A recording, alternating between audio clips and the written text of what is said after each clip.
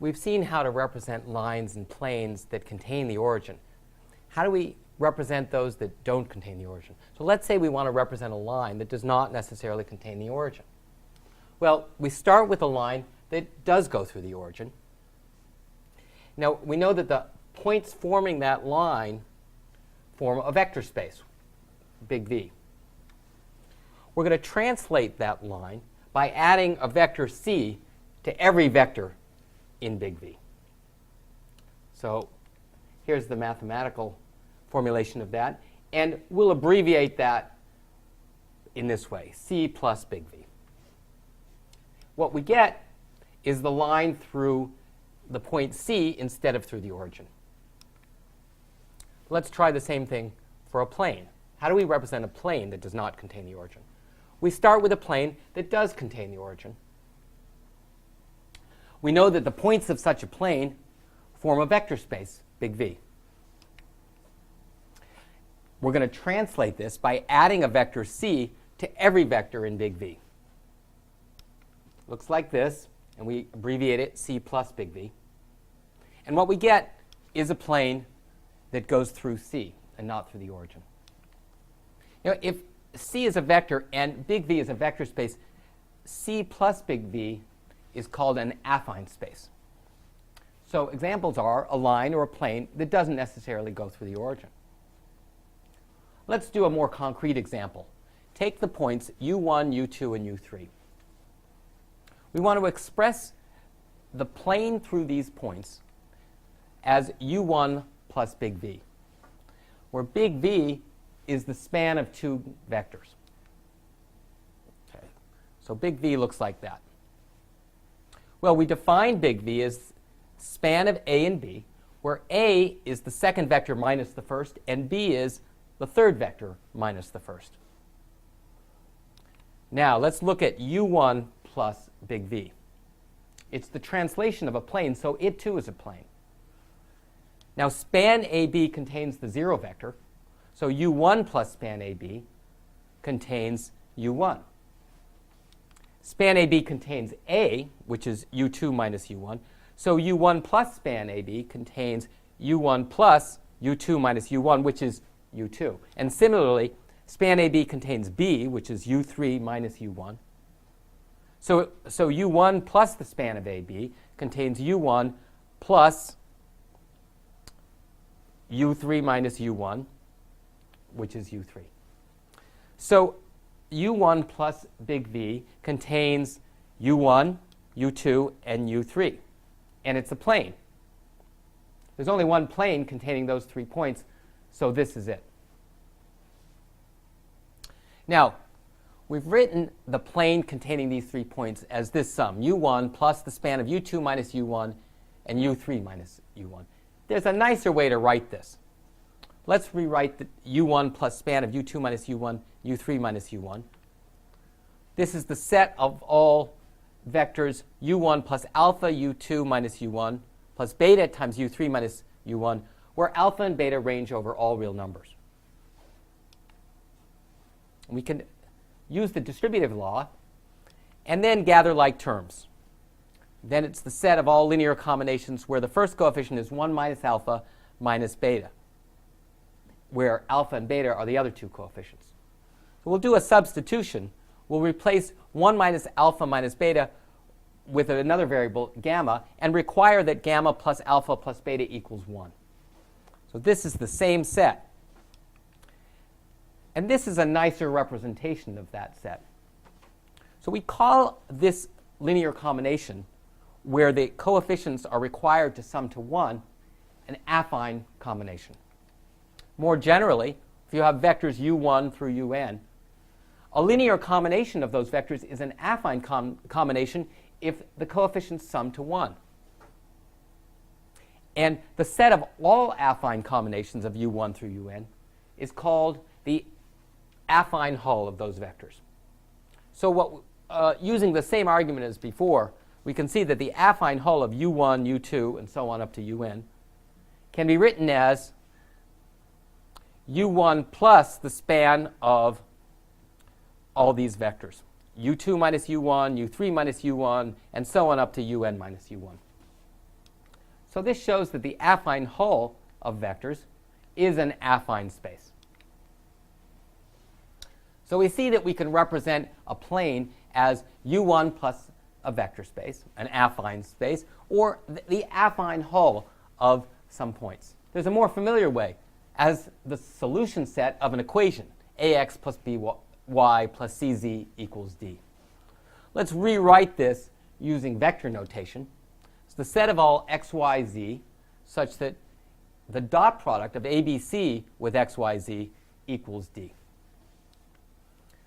In general, a point, a line, a plane can be written as the solution set of a system of linear equations. Remember, a linear equation is an equation involving the dot product with the vector variable. So here the linear equations are a1 dot x equals beta 1, and so on up to am dot x equals beta m. Well, what about the converse? Is the solution set of a linear system always an affine space? There's a simple counterexample. If you take a linear system that's contradictory, that has no solutions, for example, 1x equals 1, 2x equals 1, has no solutions. So the solution set in that case is empty. But we know that because a vector space always contains the zero vector, an affine space, which is u1 plus a vector space, always contains at least one vector, namely u1. So it seems like it breaks down. The solution set of a linear system is not always an affine space. But we've identified the one kind of counterexample, the one exception. And in fact, there's a theorem that the solution set of a linear system is either empty or an affine space. And we'll prove that. So here's the theorem we're trying to prove. We start with a concept. Each linear system corresponds to another linear system in which the right-hand sides, beta 1 through beta m, have all been replaced by zeros. And a linear equation, a dot x equals 0, with a 0 right-hand side, is called a homogeneous linear equation. And a system of homogeneous linear equations is called a homogeneous linear system. So what we've seen is from any linear system, we can derive the corresponding homogeneous linear system.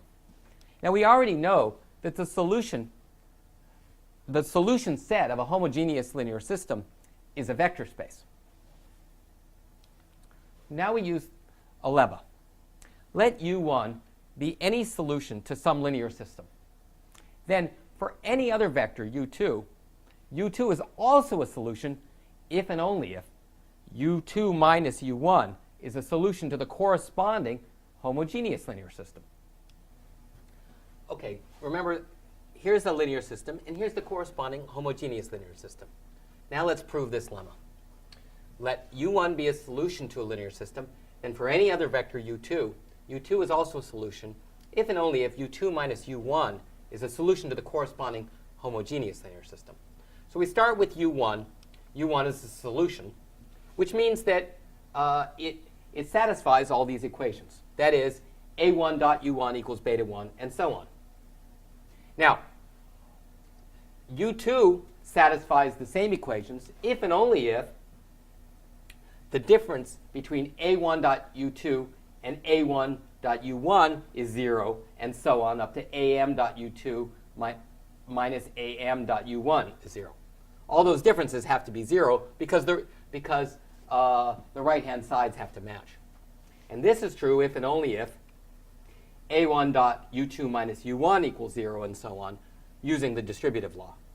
So we've shown that u2 satisfies those equations if and only if u2 minus u1 satisfies all these equations. That completes the proof. So here's the lemma. Let's see how we can use it to prove the theorem. We need to show that the solution set of a linear system is either empty or an affine space. Okay? Let big V be the set of solutions to the corresponding homogeneous linear system. Now, there are two possibilities. If the linear system has no solutions, then its solution set is empty. That's this case. Otherwise, it has some solution, u1.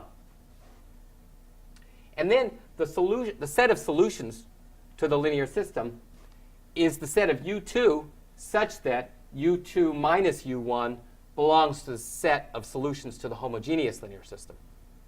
And we use a substitution. We substitute v for u2 minus u1, which means u2 equals u1 plus v.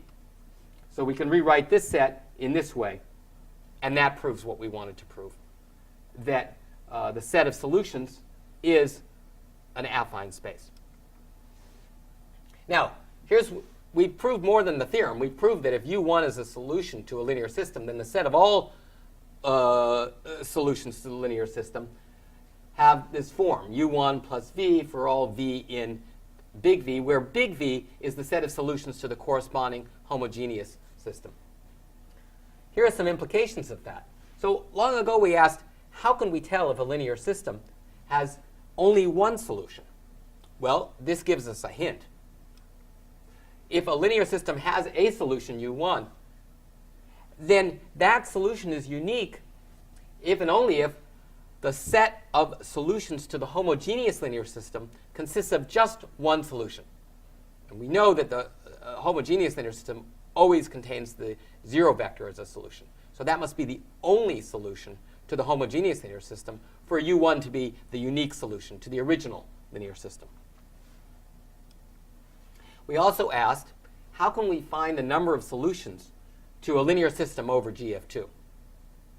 Well, now we know the number of solutions could be 0, could be the solution set is the empty set. Otherwise, the number of solutions is equal to the number of solutions to the corresponding homogeneous linear system.